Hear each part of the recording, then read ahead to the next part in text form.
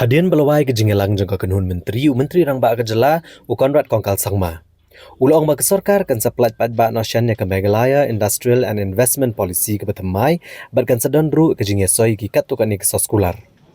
Ulong ba ke polisi bathymmai kan plet jingmut akaban aikam ai jam bat ban kentio ya ki kam balabu hakmat kum hakakam jingokai karap karyang ke food processing ke puli puthi ke information technology bat ban pencelur ke jingtiat igimar na ke jela Meghalaya.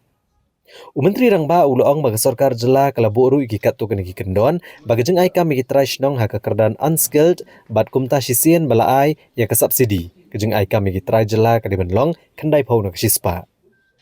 Ulong bagi ne ke polisi bathymmai ke dairu ka baniat rengkat bat kejeng bo thong jong ke Sorkar Jylla ben kenjo ya ke yok kot ka ba $10 billion.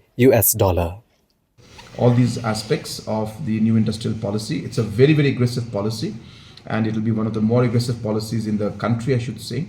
And this is again aligned with the state's objective of achieving a $10 billion economy. As we've mentioned, that we need to touch at least a minimum investment of $1 billion from the private sector. And with this particular program being in line, we are expecting that we should cross $10 billion, more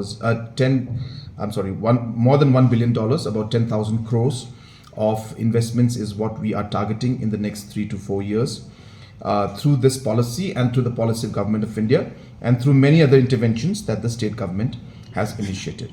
The aspect of putting the reservation policy in private sector is not something that is normally done.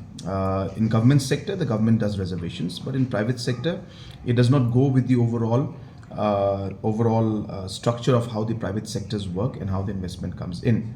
But nonetheless, as I mentioned, that whenever government is intervening and government is facilitating in terms of putting in investments, there we have ensured that we put in our entire efforts, and that's why in this industrial policy, those companies that apply for the incentives and get the incentives will have to ensure that in the unskilled sector, 90% of the jobs will have to be given to the locals. So it will be reserved for local people, 90% of the jobs.